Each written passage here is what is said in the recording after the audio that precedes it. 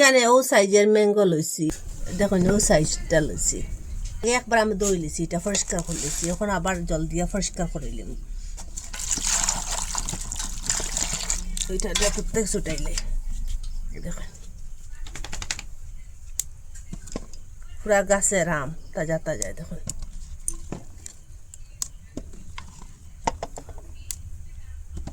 সুতির একটা গামছা লইছি আর ওরকম করে এটা মুছিলিম। দেখুন এটার জল যে জলটা ওরকম খুব ভালোভাবে মুছিলিম। ওরকম করে সবটা মুছিলিম, জলটা ওরকম করে সবটা মুছি লিছি। দেখুন এই যে এটা সিল্কা ফালাইনি লাগতো না, এটা না ফালাইলেও হইব। ওরকম করে খাটি নিলাম আর ওরকম করে খাটি আর ওই যে ভিতরের অংশটা বা করে নিলাম। একটা আমি চামচ আনি, ওরকম করে চামচের সাহায্যে ওই যে এটা উঠাইলাম আর ওই যে একটা আছে এটা উঠাইলাম, ওরকম করে পরিষ্কার করে নিলাম। ওই যে পাতলা একটা পর্দা আছে, এটা থাকলে আচারটা নষ্ট হইব। ওইটা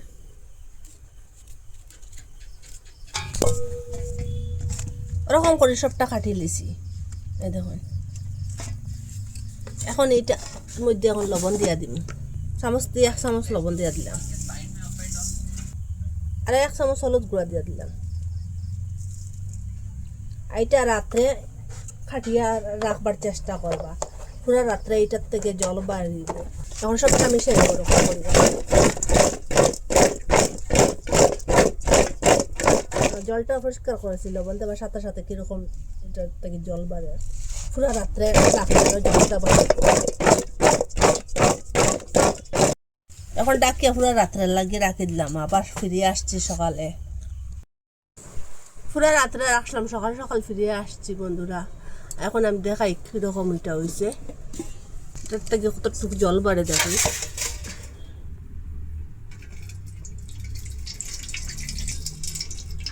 এটা মুছিয়া জল সব উঠাইও পড়ার পরেও কতটুকু জল বাড়িয়েছে দেখুন।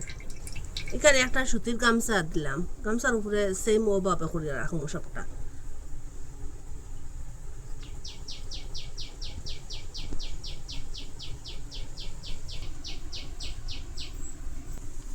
ওই যে এক্সট্রা জল আছে যে নিটার মধ্যে, এটা শুকাইতো। আপনারা যদি ফ্যানের নিচে রাখেন তো ফ্যানের নিচে রাখতে পারবা, রোদে দিয়েও এটার জলটা শুকাইতে পারবা। এখন আমি এখানে ফ্যানের নিচে রাখলাম না, রোদের মধ্যে দিব না,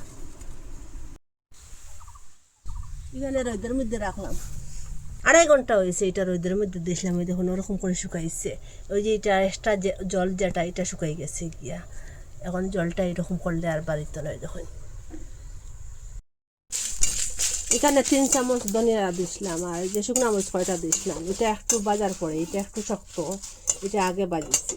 এখানে সব খালি জিরা, আজওয়াইন, এলাচ, দালচিনি, লং, সাদা শস্য আর যে এখানে জিরা, গোলমরিচ, মেথি আর যে তেজপাতা, এটা এখন সবটা দিলে মেঘাত করিয়া।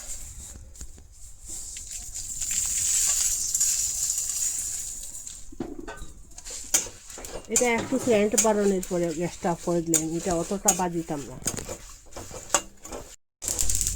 এটা ওরকম বাজার করে এখন গ্যাসটা অফ করে দিলাম, একটু ঠান্ডা। এখানে সরষের তেল দিয়া দিলাম, এখানে 1 লিটার দিয়া দিন। এখানে আরো কয়েকটা শুকনো মরিচ ছিড়িয়া দিলাম, 5 ফোড়ন আর 1 চামচ দিলাম। এদিকে তেলটা গরম হইতে থাকুক। মশলাটা একটু ঠান্ডা হওয়ার পরে চালের মধ্যে লইলাম, এটার বালু উলু থাকলে এটা যাইব দিয়া।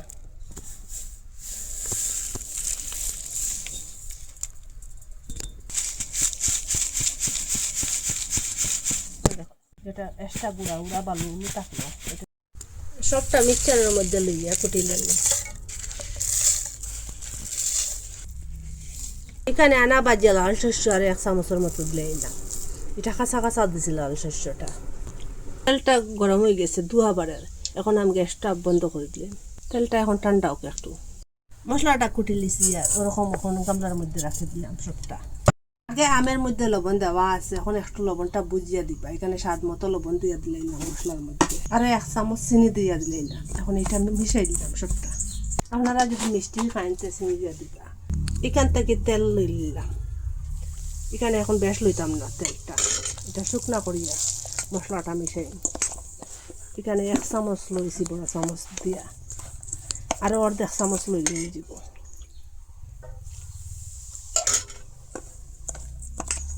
সেম ওরকম করে মশলাটা মিশাই দিই দেখো একটু শুকনা শুকনা করিয়া খুব ভালো করে ওরকম মিশাইছি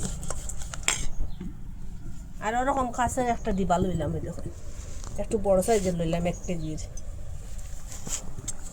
আর ওরকম করিয়া এটার ভিতরে ঢুকাইম ওই যে জায়গা আছে ভিতরে যেখানে বিষটা আসলো ওরকম করিয়া এই দেখো আর ওরকম ধীরে ধীরে বসাইয়া দিই মুখ নিচে এই দেখো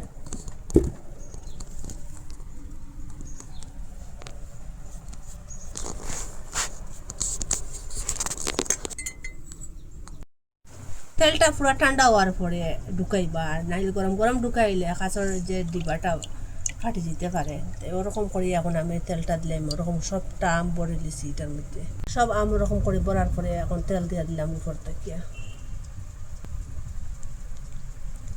পুরা ডুবাইয়া দিবা তেলটা আর নাইলে আচারটা নষ্ট হয়ে যাবে